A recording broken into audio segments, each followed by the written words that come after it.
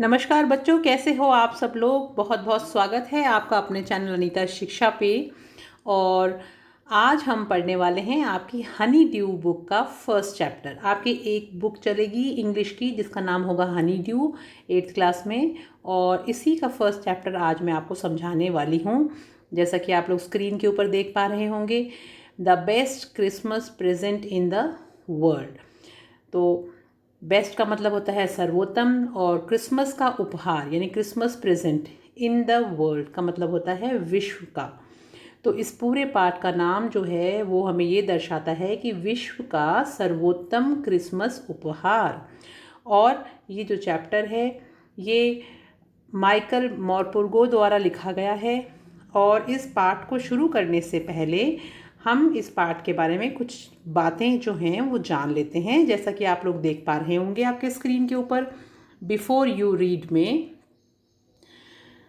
देखिए, before you read में यहाँ पर देयर आर सम डेट्स और periods of time in the history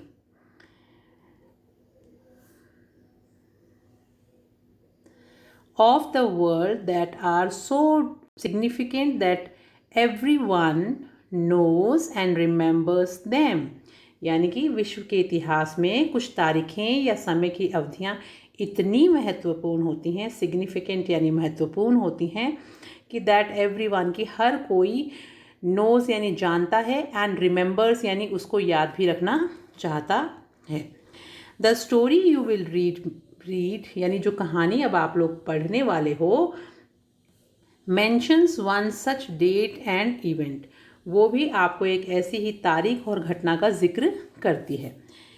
war का मतलब होता है युद्ध। बिटवीन का मतलब होता है कोई भी दो चीज के बीच में, दो व्यक्तियों के बीच में, दो देशों के बीच में, कोई भी दो समूहों के बीच में जो भी युद्ध हो रहा हो। A war between the British and the Germans in 1940। Can you gas which war it was. यानी ये जो युद्ध था ये ब्रिटिश और जर्मन यानी अंग्रेज़ों और जर्मन के जो सैनिक थे उनके बीच में लड़ा गया। और ये 1914 में ये जो युद्ध है ये घटित हुआ था, जिसको कि हम विश्व युद्ध के नाम से भी जानते हैं। तो do you know which events the dates below refers to. क्या आप जानते हो कि जो नीचे जो तारीखें दी हुई हैं ये तारीखें किस किस चीज़ को दर्शाती हैं, कौन से इम्पोर्टेंट डेट्स को दर्शाती हैं। तो ये जो तारीखें हैं ये कौन कौन सी इम्पोर्टेंट डेट्स को दर्शाती हैं वो देखिए आप। 4 जुलाई 1776 यानी 4 जुलाई 1776, ये अमेरिका द्वारा स्वतंत्रता की इस समय घोषणा की गई थी, इसलिए ये इम्पोर्टेंट है। सेकंड नंबर पे देखिए 17 दिसंबर 1903, ये तारीख भी अपने आप में बहुत इम्पोर्टेंट है, क्योंकि विल्बर व ऑरविले राइट ने पहली उड़ान यानी प्रथम उड़ान भरी थी, जो 12 सेकंड आकाश में उड़े और 120 फीट की ऊंचाई तक आकाश में गए। उसके बाद में नेक्स्ट देखिए आप 6 अगस्त 1945, 6 अगस्त 1945, ये भी एक बहुत ही याद रखने वाला दिन है, क्योंकि इस दिन हिरोशिमा दिवस मनाया जाता है। और हिरोशिमा जो शहर वो पूरा का पूरा नष्ट कर दिया गया था, क्योंकि परमाणु बम इस दिन जापान के हिरोशिमा नगर पर गिराया गया था और अमेरिका ने इसको गिराया था। उसके बाद में नेक्स्ट देखिए 30 जनवरी 1948, यानी ये जो 30 जनवरी 1948 है, इस दिन हमारे राष्ट्रपिता महात्मा गांधी जी की हत्या की गई थी, तो इसलिए ये भी बहुत इम्पोर्टेंट डेट है। 12 अप्रैल 1961 यानी 12 अप्रैल 1961, पृथ्वी की जो परिक्रमा सबसे पहले करने वाला मानव यूरी ए गागरिन, उन्होंने इस दिन सबसे पहले पृथ्वी की परिक्रमा की थी, इसलिए ये भी बहुत इम्पॉर्टेंट है। उसके बाद देखिए 20 जुलाई 1969, ये बहुत इम्पॉर्टेंट डेट है, क्योंकि इस दिन नील आर्मस्ट्रॉन्ग चंद्रमा पर पैर रखने वाले पहले मानव बने थे, यानी प्रथम मानव व्यक्ति थे, यानी प्रथम मनुष्य जो चंद्रमा के ऊपर पहुंचा, उनका नाम था Neil Armstrong.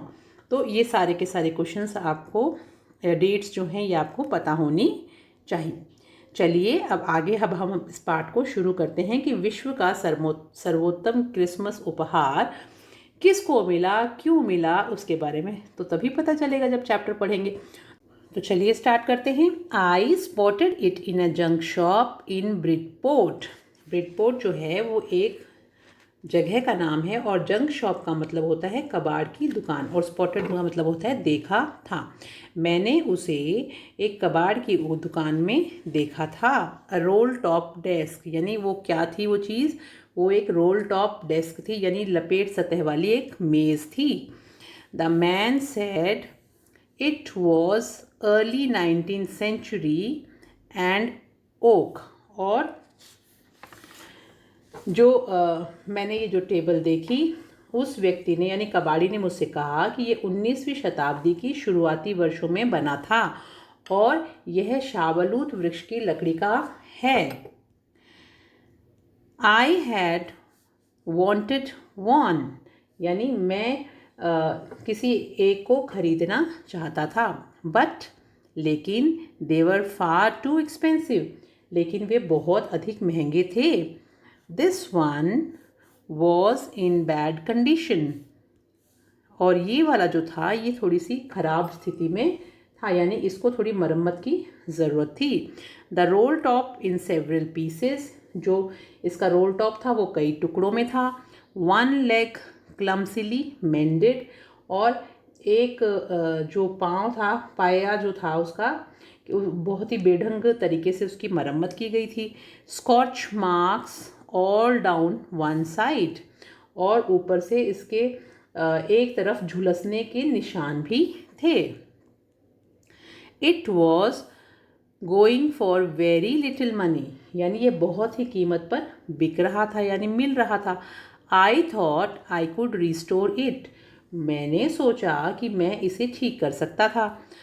It would be a risk और अ चैलेंज, तो मुझे लगा कि यह एक खतरा भी होगा और एक चुनौती भी होगी। रिस्क यानी खतरा और चैलेंज यानी चुनौती। But I had to have it, लेकिन मैंने सोचा कि मुझे इसको लेना ही था। I paid the man and brought it back to my work room at the back of the garage. तो मैंने उस व्यक्ति को उसकी कीमत चुकाई, पेड यानी पैसे देना, और उसे मैं गैरेज, गैरेज मतलब होता है वाहन कक्ष, जहाँ पे गाड़ियाँ रखते हैं ना, गैरेज बना होता है घर में, आपने देखा होगा, उसके पीछे वाले कार्य कक्ष में मैं उसको लेके चला गया। I begin work on it on Christmas Eve, और मैंने उसके ऊपर क्रिसमस की पूर्व संध्या पर काम करना शुरू कर दिया। तो यहाँ तक आप लोगों को समझ में आ गया। अब यहाँ पर देखिए, आप साइड में इसके डिफ़िकल्ट वर्ड्स लिखे हुए हैं, लेकिन इनका मीनिंग इंग्लिश में लिखा है, लेकिन आप लोग इनका हिंदी में मतलब ज़रूर याद करिएगा। तो जैसा कि आप लोग देख पा रहे हैं स्क्रीन के ऊपर, spotted it, scotch marks. Spotted it इसका मतलब होता है सॉ इट, यानी उसको देखा या उसको प्राप्त किया। स्कॉच मार्क्स का मतलब होता है बर्न मार्क्स, यानी जले हुए के निशान। वॉज गोइंग फॉर का मतलब होता है कि इनफॉर्मल तरीके से उसको बेचने के लिए जाना। रीस्टोर का मतलब होता है रिपेयर करना, दोबारा से उसको ठीक करना। और वनीर, वनीर मतलब होता है एक थिन लेयर होती है जो प्लास्टिक की डेकोरेटिव जो लकड़ी के आइटम होती हैं, फर्नीचर होते हैं, उनके ऊपर होती है। चलिए आगे देखते हैं। I removed the roll top completely and pulled out the drawers, यानी कि मैंने जो रोल टॉप जो था उसको पूरी तरह से हटा दिया और दराजों को खींचकर बाहर निकाल दिया। ड्रॉर्स यानी दराजे। The veneer had little almost everywhere, तो जो उसके पृष्ठावरण के ऊपर लगभग सभी जगह से जो उसकी जो चमक थी, जो वनीर था, वो उतरा हुआ था।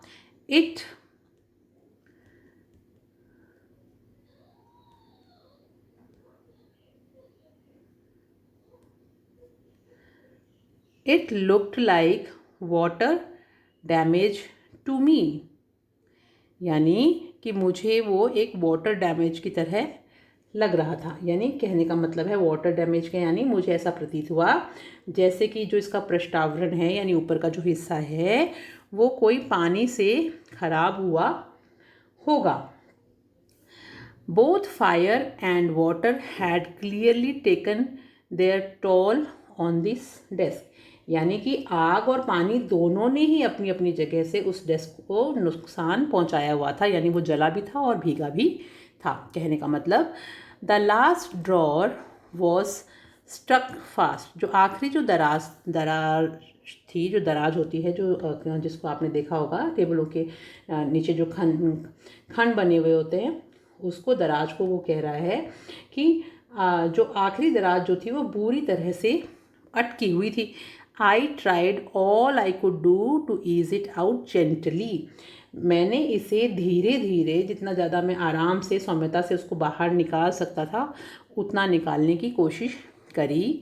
In the and I used brute force, लेकिन वो इतनी बुरी तरह से अटकी हुई थी कि आखिर में जब मैंने सब कुछ करके देख लिया जो मैं कर सकता था, तो अंत में मैंने पूरी ताकत का प्रयोग किया और उसको खींचा।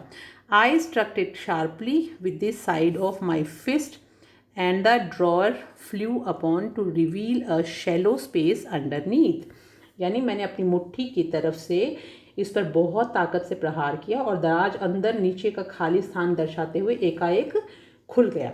और अ सीक्रेट ड्रॉअर, और वहाँ पर उसने क्या देखा, जब वो दराज खुली तो वहाँ पर उसने देखा कि वहाँ पर एक सीक्रेट ड्रॉअर भी थी, यानी उस खंड के अंदर एक छुपा हुआ खंड, एक गुप्त दराज और भी थी। There was something in there, और उस जगह पे कुछ रखा हुआ था। I reached in and took out a small black tin box, और फिर मैंने क्या किया, मैंने अंदर हाथ डाला और एक छोटा सा काला टिन बॉक्स बाहर निकाल लिया। Sellotaped to the top of it was a piece of lined note paper, और जब मैंने उसको बाहर देखा तो इस बक्से पर एक लाइनदार पत्र, कागज की एक पर्ची जो थी वो सेलोटेप से चिपकी हुई थी। And written on it in shaky handwriting, और उसके ऊपर कुछ लिखा हुआ था, और वो भी शेकी हैंड राइटिंग का मतलब होता है कि जैसे हम कांपते हुए हाथों से कुछ लिखते हैं ना, उसको बोलते हैं। Jim's last letter received January 25th 1915, और उस पर लिखा हुआ था जिम का अंतिम पत्र था जो 25 जनवरी 1915 को प्राप्त हुआ था। To be buried with me when the time comes,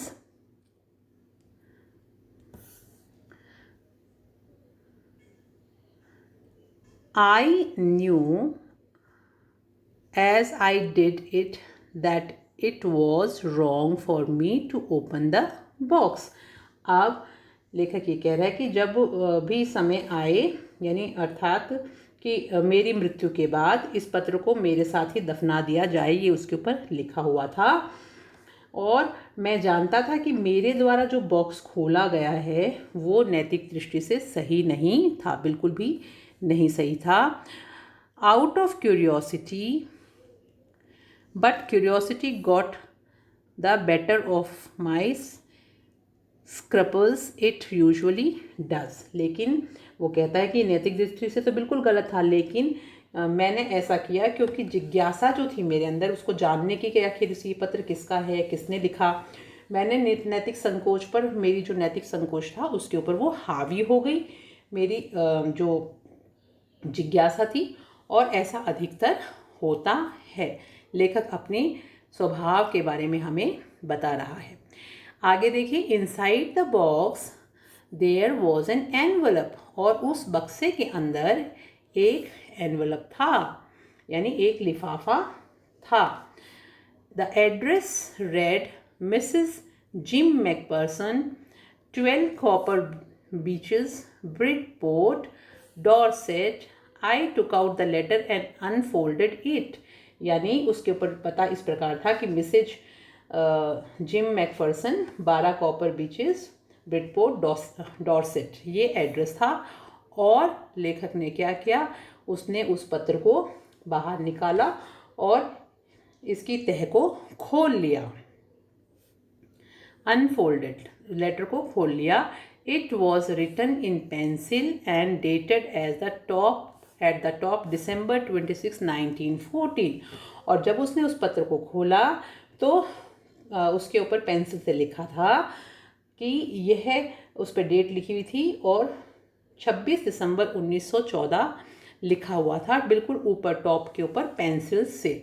अब देखिए, What did the author find in the junk shop? ये प्रश्न है, ये आपके होमवर्क में भी आया है स्माइल में। तो जंक शॉप पे क्या मिला लेखक को, एक रोल टॉप डेस्क मिला। तो द ऑथर फाइंड की जगह फाउंड हो जाएगा, ये जो वर्ब है ये चेंज हो जाएगी, पास्ट टेंस में हो जाएगी, सेकेंड वर्ब के सेकेंड फॉर्म में हो जाएगी। तो the author found a role top desk in a junk shop, ये आपका आंसर होगा। नेक्स्ट क्वेश्चन देखिए, What did he find in a secret drawer?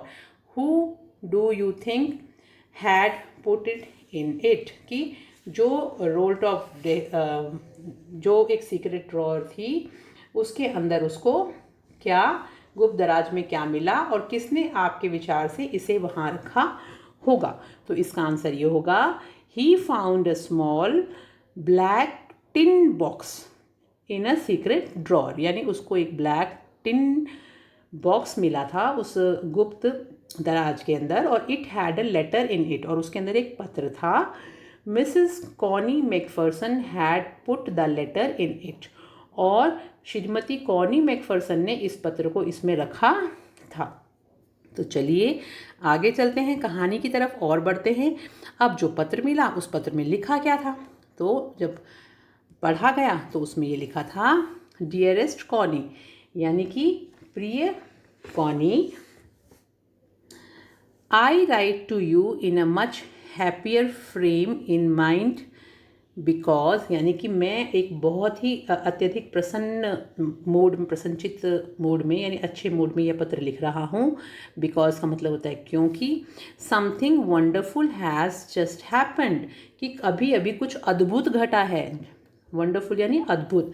I must tell you, वो कहते हैं अपनी पत्नी को कि मैं इसे तुम्हें बताना चाहता हूँ, कि जो घटना घटित हुई उसके बारे में वो चर्चा कर रहे हैं। I must tell you about it at once, यानी कि मैं अब तुम्हें इस घटना के बारे में अवश्य बताना चाहूँगा। We were all standing in our trenches, कि हम सब लोग अपने अपने बंकरों में खड़े थे। ट्रेंचेस का मतलब होता है बंकर, स्टैंडिंग यानी खड़े थे। येस्टरडे मॉर्निंग, यानी कब की बात है ये, कल प्रातः काल की बात है। क्रिसमस मॉर्निंग, और उस दिन क्या था, क्रिसमस की सुबह थी। It was crisp and quite all about, यानी वहाँ पर अब वो जो सुबह थी वो काफ़ी कड़क और शांत थी, आसपास उसमें काफ़ी क्वाइट यानी शांत और क्रिस्प यानी कड़क। As beautiful as morning as I have ever seen, यानी कि ये इतनी खूबसूरत सुबह थी, मैंने पहले कभी भी इतनी खूबसूरत सुबह नहीं देखी। As cold and frosty as a Christmas morning should be, यानी कि ये जो सुबह थी ये बहुत ज़्यादा कोल्ड यानी ठंडी थी, फ्रॉस्टी यानी जमा देने वाली थी, और जितना कि एक क्रिसमस की सुबह को होना चाहिए था। I should like to be able to tell you, यानी मैं चाहता हूँ कि मैं आपको यह बात बता सकने में समर्थ होता, दैट वी बिगिन, कि हमने शुरू किया, इसे हमने शुरू किया, काश ऐसा होता। बट द ट्रूथ, लेकिन सच्चाई तो यह थी, आई एम अशेम टू से सो, लेकिन मैं शर्मिंदा हूँ कि मैं ऐसा नहीं कह सकता कि इसकी शुरुआत हमने करी। वो चाहता था कि मैं ये बात कहूँ कि कुछ जो घटना बताने वाला है कि उसकी शुरुआत हमने करी थी, लेकिन उसने कहा कि मैं शर्मिंदा हूँ कि हमने इसकी शुरुआत नहीं करी। Is that Fritz began it, यानी कि इसकी शुरुआत किसने करी, एक जर्मन सैनिक जिसको फ्रिट्ज नाम से पुकारा जाता है जर्मन सैनिकों को, और अंग्रेज़ सैनिकों को टॉमी नाम से पुकारा जाता है। तो वो कहता है कि एक फ्रिट्ज ने इसकी शुरुआत करी, यानी एक जर्मन सैनिक ने इसकी शुरुआत करी। First someone saw a white flag waving from the trenches. First यानी सबसे पहले किसी ने देखा कि किसी ने बंकरों के सामने से एक सफ़ेद झंडे को लहराया। ट्रेंचेस अपोजिट यानी ये जो हमारे विपरीत दिशा में जो बंकर थे यानी जो दूसरी सेना थी उनके लोगों ने एक सफ़ेद झंडे को लहराया। Then they were calling out to us from across no man's land. और फिर वे मानव रहित भूमि क्षेत्र जिसको नो मैंस लैंड बोला जाता है कि दूसरी तरफ से हमें चिल्लाकर बोल रहे थे happy Christmas Tommy, happy Christmas की, आप लोगों को हैप्पी क्रिसमस टॉमी की आवाज़ें लगा रहे थे। अब when we had got over the surprise, some of us shouted back, same to you। तो जैसा कि हम सब लोग थोड़ा आश्चर्य कर रहे थे कि ऐसा क्या हो रहा है कि वो दुश्मन जो है वो हमें क्रिसमस क्यों विश कर रहा है, तो उसी समय हम में से भी कुछ लोगों ने प्रतिक्रिया करी और उन्होंने भी वापस जवाब दिया कि आपको भी बहुत बहुत क्रिसमस की बधाई हो। फ्रिट्ज सेम टू यू यानी फ्रिट्ज यानी जो जर्मन सैनिक हैं उनको भी हमारे सैनिकों ने कहा कि आपको भी क्रिसमस की बहुत बहुत बधाई। I thought that would be that. तो मुझे लगा जब मैंने ये आवाज़ें सुनी तो जब हमारी हैरानी समाप्त हुई तो हम में से कुछ लोगों ने चिल्लाकर उनको भी बधाई दे दी। तो मैंने सोचा कि वह उतना ही रहेगा यानी बस इतनी ही बात होगी और अब ये बात यहीं पे ख़त्म हो जाएगी। लेकिन we all did but then suddenly one of them was up there in his great coat and waving a white flag. यानी कि फिर उसके बाद में उनमें से अचानक वन ऑफ देम यानी उनमें से एक जो जना था was up there in his great coat. Grey colour के कोट होते हैं जर्मन सेना के उस समय, तो वो कोट पहना हुआ एक सफ़ेद रंग का झंडा लिए हुए एक आदमी खड़ा हो गया। Don't shoot lads. और उसने कहा हमें सफ़ेद झंडे को ऊपर उठाते हुए वो खड़ा हुआ और उसने कहा लड़कों गोली मत चलाना। समवन शाउटेड यानी किसी ने चिल्लाकर कहा। And no one did. और फिर किसी ने भी गोली नहीं चलाई। Then there was another Fritz up in on the parapet and another. और उसके बाद में एक एक करके हमने देखा कि वो जो मुंडेर थी, पैरापेट यानी मुंडेर थी, उस पर एक एक करके जो बाकी के जो सैनिक थे वो भी वहाँ पे खड़े हो गए। Keep your heads down, I told the man it's a trick but it wasn't.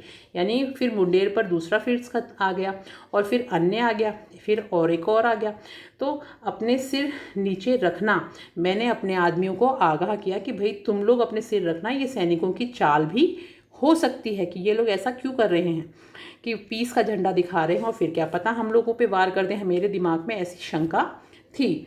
तो मैंने अपने सैनिकों को कहा कि तुम इनकी बातों में मत आना और ध्यान रखना और अपने सिर जो हैं वो ऊपर मत करना।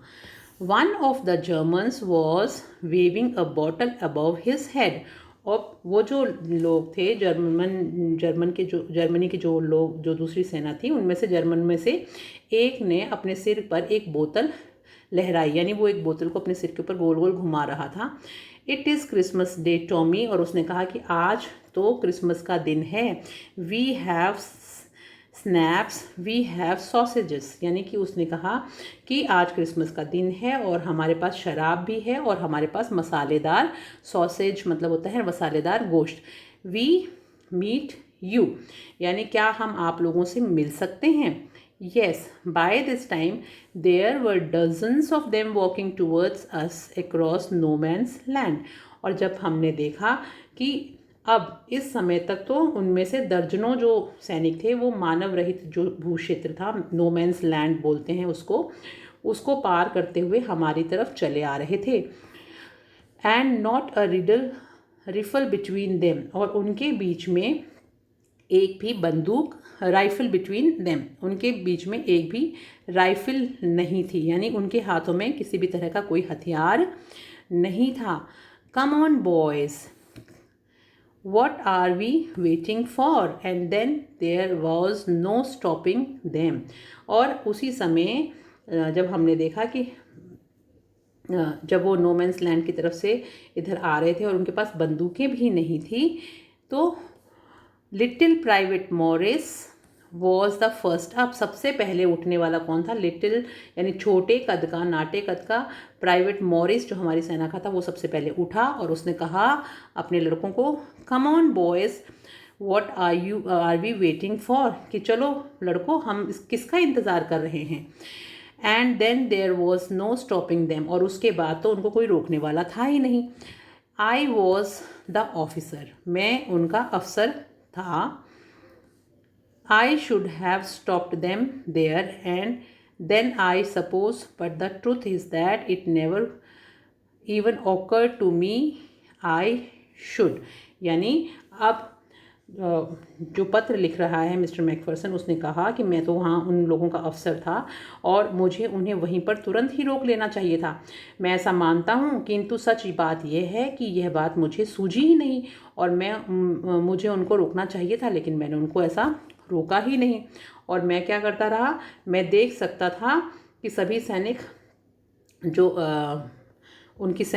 जो वहाँ पे जितने भी सैनिक थे, उनकी सीमा से और हमारी सीमा से धीरे धीरे एक दूसरे की तरफ बढ़ रहे थे। All along their lines and ours I could see man walking slowly towards one another, grey coats, khaki coats meeting in the middle. यानी अब समझ में ही नहीं आ रहा था कि कौन कहाँ से आ रहा है। ग्रे कोट वाले भी आ गए और हमारे खाकी कोट वाले भी मिल गए, और दोनों तरफ से जो सेनाएं हैं वो आपस में आकर नो मैन्स लैंड पर मिल चुकी थी। I was part of this, और मैं भी अब इसका हिस्सा बन चुका था। यानी in the middle of the war we were making peace, यानी युद्ध के बीचों बीच हम लोग शांति स्थापित करने की कोशिश कर रहे थे। अब देखो बच्चों, ये जो कहानी है इसमें दो सेनाएं आपस में युद्ध लड़ रही हैं। एक जर्मन सेना है और एक अंग्रेज़ों की सेना है। अब होता ये है कि जब भी कभी युद्ध होता है तो उनके बीच में जो एक कॉमन ज़मीन का जो हिस्सा होता है, जो दोनों जो देश होते हैं उनकी जो बॉर्डर लाइन होती है, उसमें उसको नो मैन्स लैंड बोलते हैं। यानी कुछ हिस्सा एक देश का और कुछ हिस्सा दूसरे देश का, बराबर बराबर हिस्सा जो है उसको नो मैन्स लैंड बोलते हैं। कि ना तो तुम इस धरती के उस तरफ जाओगे और ना वो इस धरती के इस तरफ आएंगे। जैसे इंडिया पाकिस्तान में भी आपने देखा होगा ना। तो जो बीच का जो रास्ता जगह होती है जहाँ पे बाउंड्री होती है, उसमें दोनों तरफ कुछ एक सीमा छोड़ी जाती है, यानी कुछ डिस्टेंस छोड़ा जाता है, जिसको नो मैन्स लैंड बोलते हैं। और अब इन दोनों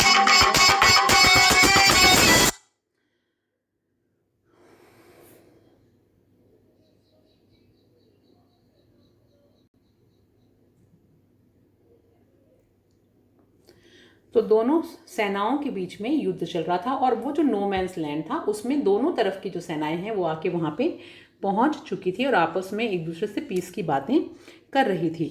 you can not imagine dearest Connie my feelings as I look in to the eyes of Fritz officer. यानी कि आप कल्पना भी नहीं कर सकती हो प्रिय कॉनी, वो अपनी पत्नी को कह रहे हैं कि मेरी भावनाओं के बारे में, कि जब मैंने उन फ्रिट्स अफसरों की आंखों में देखा। Who approached me hand outstretched, यानी कि जब उन्होंने अपने हाथ मेरी तरफ बढ़ाए, यानी मित्रता के लिए। हैंस वुल्फ, और उसने कहा कि मेरा नाम हैंस वुल्फ है। He said gripping my hand warmly and holding it, उसने मेरा जो हाथ है वो बहुत ही स्नेह से पकड़कर इसे थामा और अपना इंट्रोडक्शन मुझे दिया कि मेरा नाम हैंस वुल्फ है। आई एम फ्रॉम डसेल्ड्रॉफ, और उसने कहा कि मैं डसेल्ड्रॉफ का रहने वाला हूँ।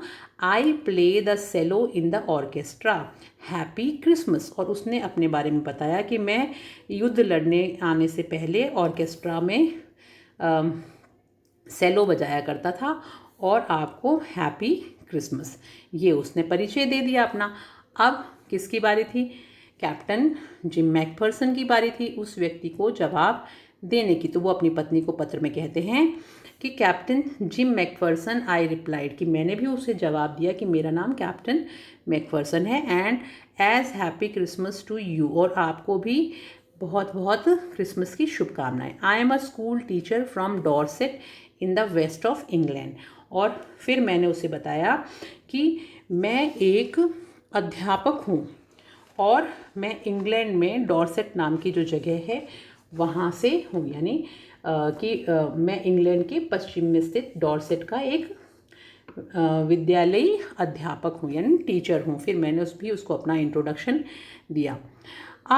Dorset, he smile, I know this place. और फिर उसने कहा अच्छा आप डॉर्सेट से हो, मैं इस जगह के बारे में जानता हूँ। आई नो वेरी वेल, यानी मैं बहुत भली भांति उस जगह को जानता हूँ। We shared my rum ration and his excellent sausages. और हम लोगों ने बातें करते करते वो आपस में हम बात करते रहे और हमने अपनी शराब, बढ़िया जो मसालेदार गोश्त था उसको हम दोनों ने मिलकर बांट कर खाया। And we talked, Connie how we talked, यानी हमने इतनी बातें करी, कॉनी हमने कैसी कैसी बातें की। He spoke almost perfect English, यानी कि वो जो बोल रहा था तो वो बिल्कुल सटीक अंग्रेज़ी बोल रहा था। But it turned out that he had never set foot in Dorset. और उसकी अंग्रेज़ी देख के तो मुझे लगता था कि वो इंग्लैंड के बारे में बहुत कुछ जानता होगा, लेकिन मुझे पता चला कि वो तो कभी इंग्लैंड आया ही नहीं।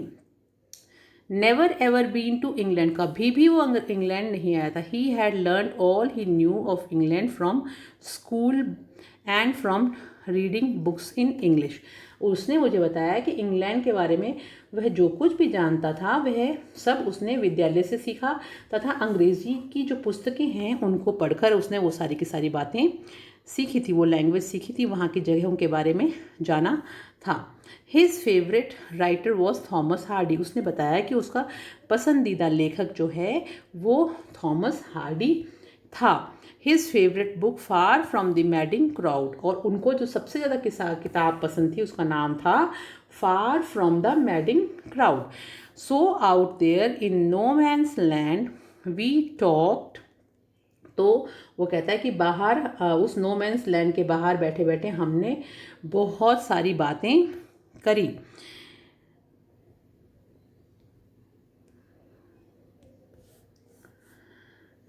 So out there in no man's land we talked of Bathsheba and Gabriel Oak and Sergeant Troy and Dorset. यानी वहाँ बैठे बैठे हमने बाथशेबा और गैब्रियल ओक के बारे में बात करी, सार्जेंट ट्रॉय और डॉर्सेट के बारे में भी हमने वहाँ पे बैठे बैठे बातें की। As I looked about me there were huddles of khaki and grey everywhere all over no man's land.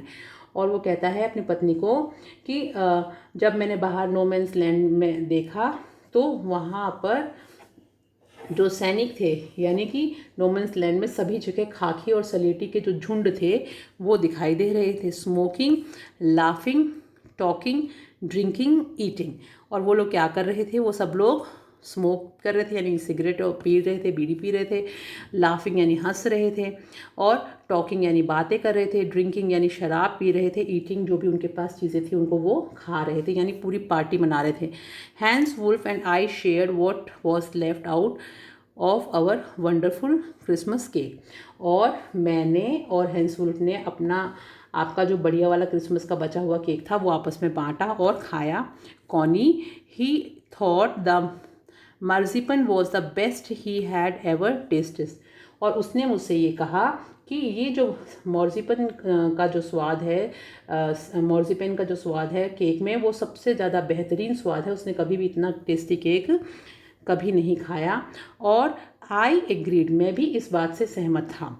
We agreed about everything and he was my enemy. तो वो अपनी वाइफ से कहते हैं कि देखो हम दोनों की सभी चीज़ें एक सी थी, यानी हम लोग हर एक चीज़ के ऊपर लगभग सहमत थे, लेकिन एग्रीड यानी सहमत होना।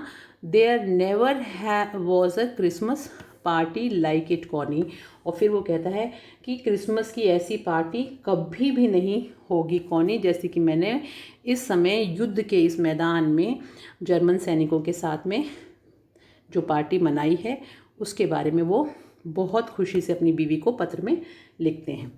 Then someone I don't know who brought out a football. तभी आगे बात चलती है और वो कहते हैं फिर कोई मुझे पता नहीं कौन एक फुटबॉल ले आया। Great coats were dumped in piles to make goal post. यानी कि जो हमारे जो ग्रेट कोस्ट यानी कोट्स यानी जो हमारे कोट थे वो सारे के सारे इकट्ठे कर लिए, सब लोग अपने अपने कोट ले आए और उनसे उन्होंने गोल पोस्ट यानी फुटबॉल जब खेलते हैं तो दो तरफ जो गोल पोस्ट बनाते हैं वो हम उनके और हमारे जो कोट से थे उनको इकट्ठा करके हमने बना दिया, उन लोगों ने बना दिया। And the next thing we knew it was Tommy against Fritz out in the middle of no man's land.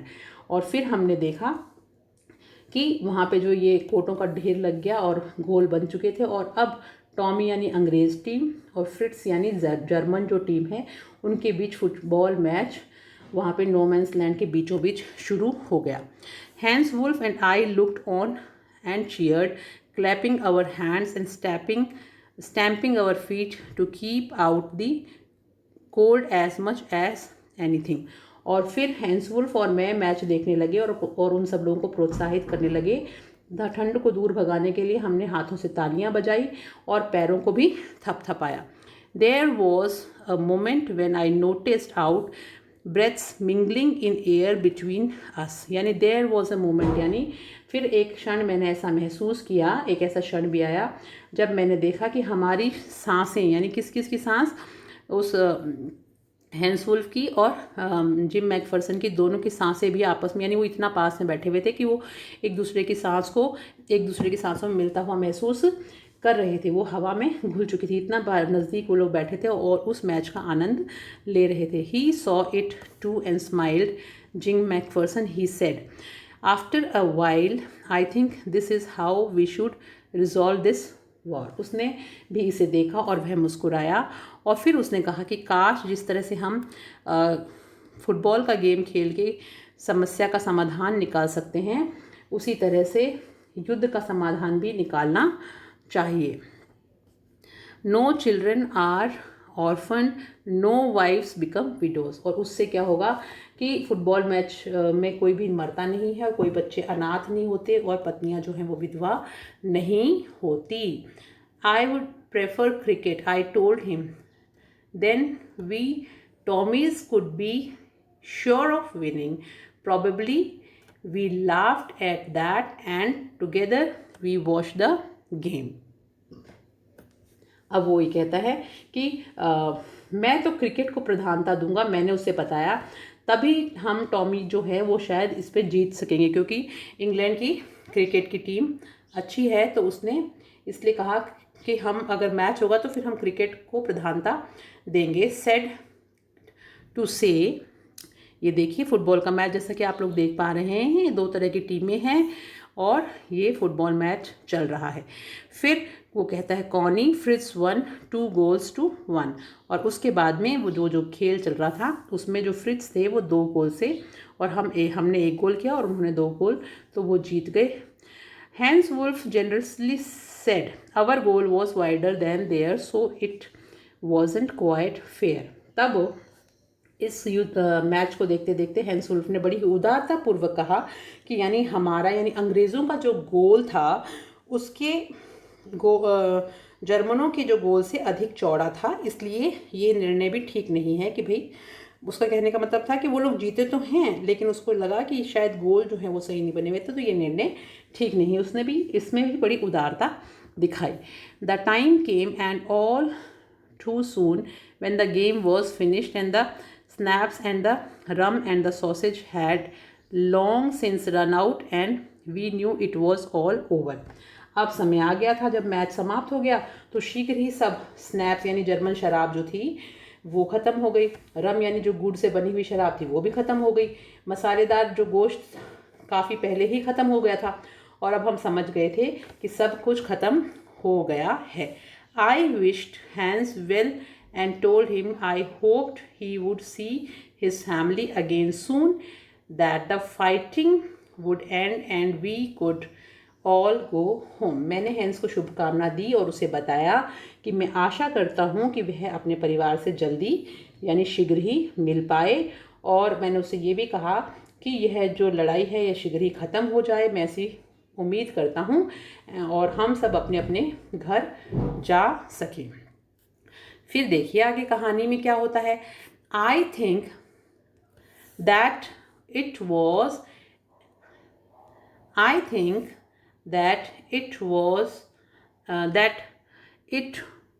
What every soldier wants. मैंने सोचा कि मैं ये सोचता हूँ कि यही बात सभी जो दोनों तरफ के सैनिक हैं वो यही सोचते होंगे।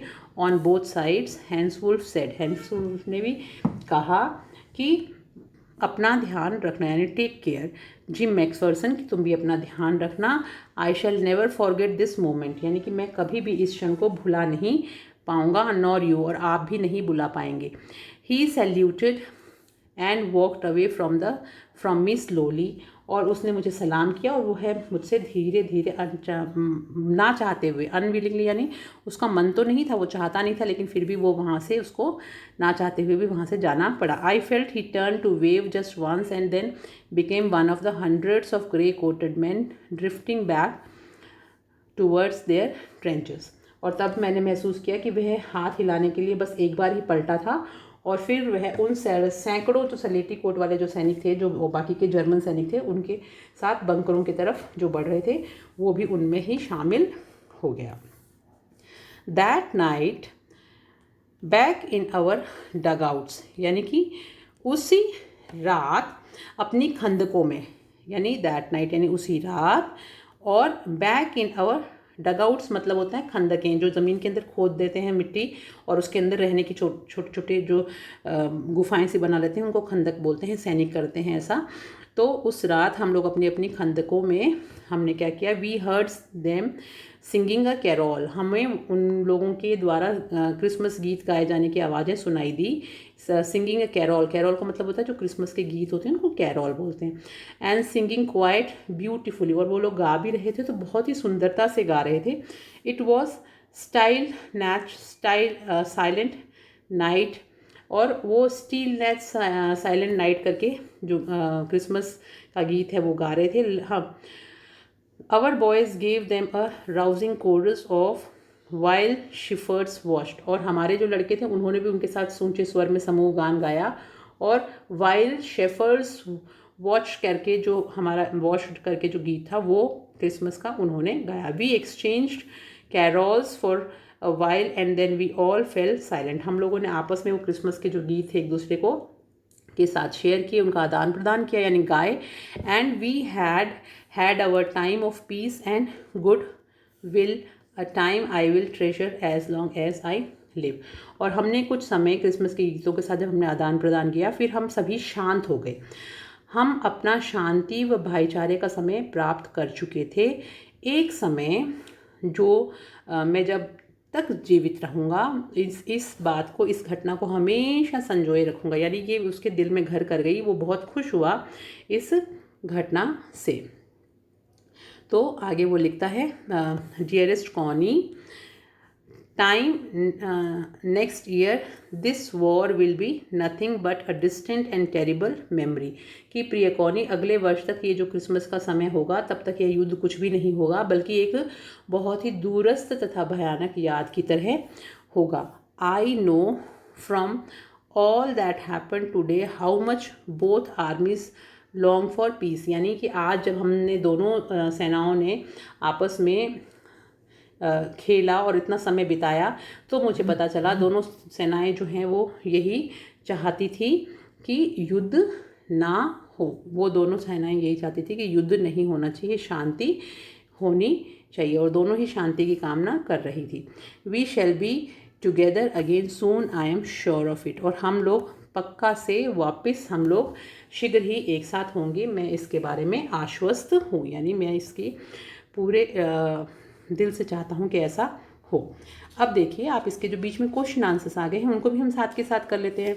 तो पहला क्वेश्चन है, who had written the letter to home and when, यानी कि ये जो पत्र है वो किसने लिखा और किसको लिखा। तो अब तक आपको समझ में आ ही क्या होगा कि किसने लिखा था और किसको लिखा था ये पत्र।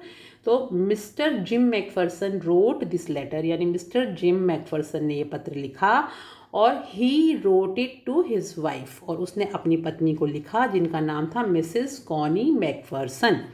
ठीक है, तो दोबारा से बताती हूँ, आप नोट कर लीजिएगा। Mr Jim Macpherson wrote this letter and he wrote it to his wife Mrs Connie Macpherson, और it was written on December 26, 1914, और ये पत्र जो है वो 26 दिसंबर 1914 को लिखा गया था। नेक्स्ट क्वेश्चन देखिए, why was the letter written, what was the wonderful thing that had happened, यानी कि जो पत्र है वो क्यों लिखा गया था और एक बहुत ही अद्भुत चीज़ क्या थी जो इस समय घटित हुई थी। तो इसका आंसर होगा the letter was written because something wonderful happened, यानी पत्र इसलिए लिखा गया था क्योंकि एक बहुत ही अद्भुत घटना घटी थी। और वो अद्भुत घटना क्या थी? The wonderful thing was the Christmas party. सबसे जो अद्भुत घटना थी वो क्रिसमस पार्टी थी, फुटबॉल मैच था और exchange of carols of the fighting England and German soldiers on the no man's land, कि नो मैंस लैंड के ऊपर उन लोगों ने क्रिसमस पार्टी करी, फुटबॉल मैच खेला और आपस में कैरोल्स का यानी गीतों का, क्रिसमस के गीतों का आदान प्रदान किया। तो ये अद्भुत घटना घटित हुई थी। What jobs did Hans Wolf and Jim McPherson have when they were not soldiers? यानी कि क्या काम करते थे हैंस वुल्फ और जिम मैकफर्सन सेना में भर्ती होने से पहले? तो इसका आंसर होगा when they were not soldiers, कि जब वो लोग सैनिक नहीं थे। Hans Wolf used to play cello in an orchestra. Hans Wolf तो एक ऑर्केस्ट्रा में सेलो बजाता था और Jim McPherson did the job of a school teacher, और जो जिम मैकफर्सन था वो एक स्कूल का अध्यापक का काम करता था, यानी वो एक टीचर था। Had Hans Wolf ever been to Dorset? Why did he say he knew it, कि क्या हैंस वुल्फ कभी डॉर्सेट गया था और उसने यह क्यों कहा कि वह इसे जानता था? तो आंसर होगा no, Hans Wolf had never been to Dorset, कि नहीं, हैंस वुल्फ कभी भी डॉर्सेट नहीं गया था। He said he knew it, उसने ऐसा इसलिए कहा कि वो उसको जानता है, बिकॉज, क्योंकि he had learned all from school and from reading books in English, कि वो उसने अपने विद्यालय से सीखा था, स्कूल से सीखा था और किताबें जो उसने अंग्रेज़ी की पढ़ी थी उनसे ये सब चीज़ें के बारे में जानकारी प्राप्त करी थी। Do you think gym Macpherson come back from the war? How do you no this? क्या आप सोचते हैं कि जिम मैकफर्सन युद्ध से वापस आया? आप यह कैसे जानते हैं? I think gym Macpherson never came back from the war, कि मुझे तो ये लगता है कि जिम मैकफर्सन कभी भी युद्ध से वापस नहीं आया, क्योंकि the author went to meet Mrs McPherson, कि जब लेखक मिसेस मैकफर्सन से मिलने गया तो the matron also told that Miss McPherson had no family, उसको मैट्रन ने भी बताया था कि मिस मैकफर्सन की कोई भी परिवार नहीं है। चलिए अब हम इसका पार्ट 3 करते हैं। I folded the letter again and slipped it carefully back into an envelope. I folded the letter again and slipped it carefully back into the envelope. तो मैंने पत्र की पुनः से तह बनाई और उसे बड़ी ही सावधानी से उस लिफाफे में रख दिया। I kept awake all night, और मैं उस पूरी रात जागे रहा। By morning, यानी सुबह सुबह, I knew what I had to do, मुझे पता था कि अब मुझे क्या करना है। I drove into Bridport, और मैंने मेरी जो गाड़ी है वो ब्रिडपोर्ट की तरफ चलानी शुरू कर दी। Just a few miles away, यानी कुछ मीलों की दूरी पर ही था। I asked a boy walking his dog where Copper Beeches were, वहाँ पर मैंने एक लड़के से जो अपने कुत्ते को वहाँ घुमा रहा था पूछा कि कॉपर बीचेस कहाँ है। House number 12 turned out to be nothing but a burned out shell, the roof gaping, the windows boarded up. I knocked it at the house next door and asked if anyone knew the whereabouts of Miss McPherson. यानी कि मैंने जब उस लड़के से पूछा, उसके बाद में हाउस नंबर 12 कुछ भी नहीं था बल्कि एक जले हुए मकान का जैसा था। यानी जब मैं वहाँ पहुँचा तो मैंने देखा वो पूरा जला हुआ था, छत उसकी खुली हुई थी यानी टूटी हुई थी, बाहर से पूरा जला हुआ था, खिड़कियाँ और जो तख्तों से ढकी हुई थी बिल्कुल, और देखने से पता चल रहा था कि वहाँ आग लगी थी। तो मैंने इसके अगले वाले घर के दरवाजे पे खटखटाया और वहाँ पे श्रीमती मैकफर्सन के बारे में उनका बारे में पूछा। तो oh yes said the old man in his slippers he knew her. तो oh yes said the old man, यानी कि एक बूढ़े आदमी ने, वहाँ एक वृद्ध व्यक्ति था, उसने अपनी चप्पलें पहनी और कहा कि वह उनको बहुत अच्छी तरह से जानता है। ही न्यू हर वेल, वो भली भांति उनको जानता है। अ लवली ओल्ड लेडी, कि वो बहुत ही अच्छी बूढ़ी महिला हैं। He told me a bit muddle headed but at her age she was entitled to be wasn't she. तो उसने कहा कि थोड़ा सन की दिमाग की, किंतु उनकी जो उम्र के अनुसार वह इसकी अधिकारी थी, यानी कि हो सकता है ये स्वाभाविक हो कि उम्र के साथ थोड़ा सा उनका दिमाग में थोड़ी सनक आ जाती है, लेकिन वो लेडी बहुत अच्छी थी। 101 ईयर्स ओल्ड, और उनकी उम्र लगभग 101 साल थी। She had been in the house when it caught fire, कि जब वो घर के अंदर थी तब स्वाभाविक था कि वो 101 वर्ष की उम्र की थी, तो और वो घर के अंदर अकेली थी, तो वहाँ पर आग लग गई। No one really knew how the fire had started, किसी को भी नहीं पता कि आखिर ये आग कहाँ से शुरू हुई। But it could well have been candles, लेकिन ऐसा हो सकता है कि ये मोमबत्तियों की वजह से आग लगी हो। She use candles rather than electricity, क्योंकि वो बिजली का प्रयोग कम करती थी और मोमबत्तियों का ज़्यादा करती थी। Because she always thought electricity was too expensive, तो क्योंकि उनको ये लगता था कि बिजली जो है बहुत ही ज़्यादा महंगी होती है, इसलिए वो बिजली को इस्तेमाल कम करती थी या नहीं के बराबर करती थी और मोमबत्तियाँ काम में लेती थी। Fireman had got her out just in a time, और जब उस घर में आग लगी तो जो अग्निशमन कर्मचारी थे उन्होंने उनको समय पे बाहर निकाल लिया। She was in a nursing home now, और अब वो एक नर्सिंग होम में रहती हैं, उनको वहाँ पर ले गए हैं।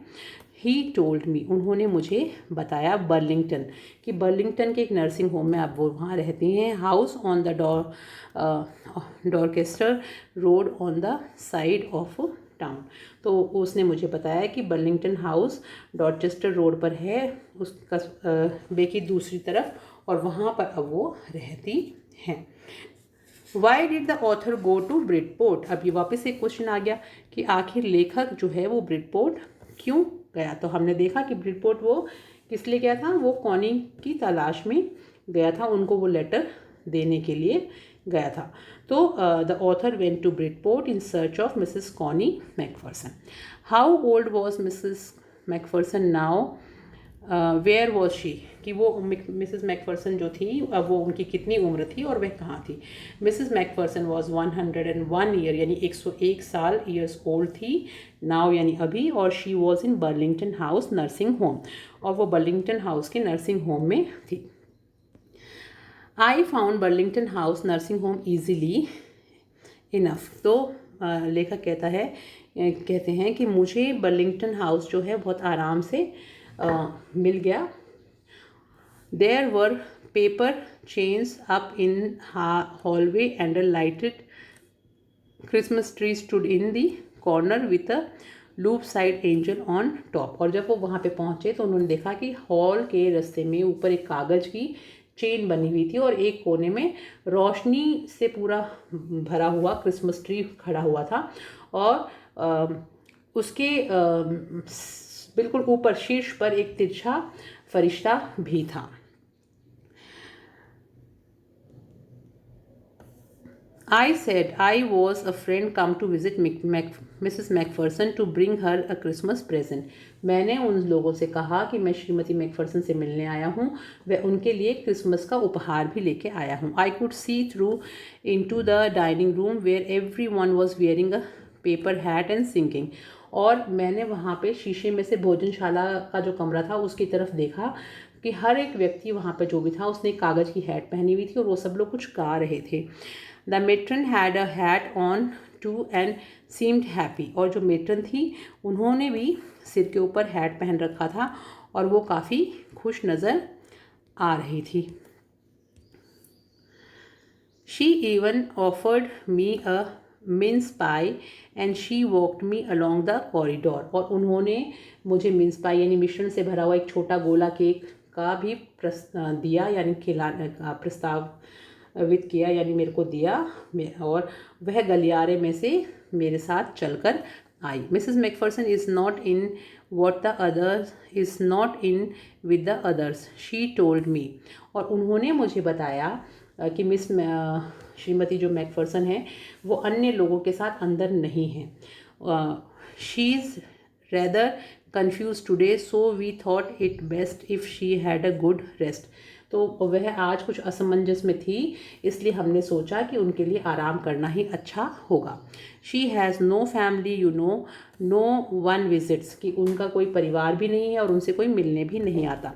सो I am sure she will be only too please to see you, तो मुझे पूरा विश्वास है कि आपसे मिलने के बाद वो बहुत खुश होंगी।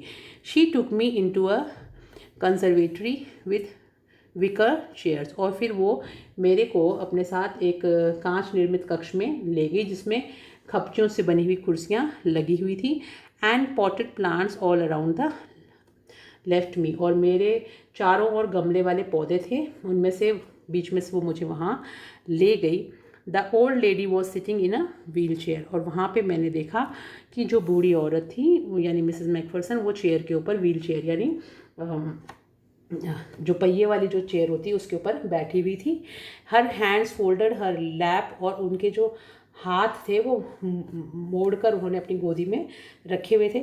She had silver white hair pinned wispy bun, और उनके जो बाल थे वो उनका एक जूड़ा बना हुआ था, सिल्वर कलर के बाल थे, यानी क्योंकि बूढ़े लोगों के वैसे ही ग्रे हो जाते हैं बाल।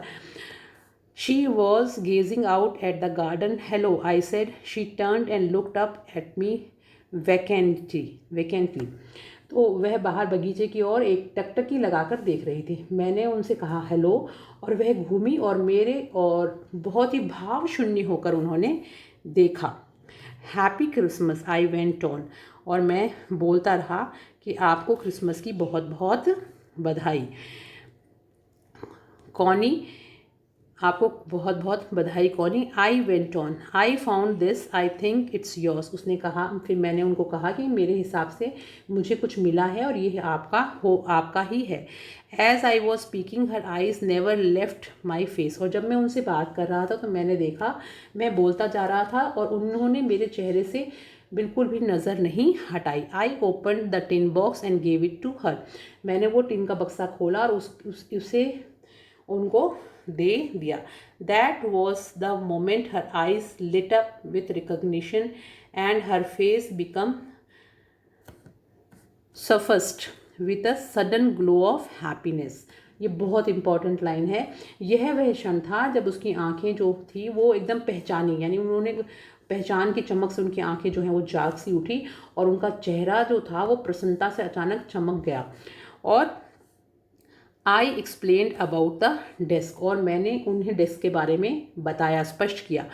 About how I found it, और मैंने उन्हें बताना चाहा कि मुझे ये डेस्क जो है वो कहाँ मिला और कैसे मिला। But I don't think she was listening for a while, लेकिन मुझे नहीं लगता कि वो मेरी बात पे बिल्कुल भी ध्यान दे रही थी, यानी एक क्षण के लिए भी उन्होंने मेरी बात को सुना हो, मुझे ऐसा नहीं लग रहा था। देखिए यहाँ पर आपको चित्र में दिख रहा है ना कि मिस मैकफरसन व्हील चेयर पे बैठी हुई हैं और लेखक ने उनको वो टिन बॉक्स पकड़ाया है। She said nothing but stroke the letter tenderly with her finger tips. अब उन्होंने कुछ भी नहीं कहा और उन्होंने क्या किया, अचानक वो कुछ क्षण तक उसने कुछ भी नहीं कहा, और बल्कि अपनी उंगली के अगले हिस्से से उस पत्र को बड़े ही प्यार से वो सहला रही थी।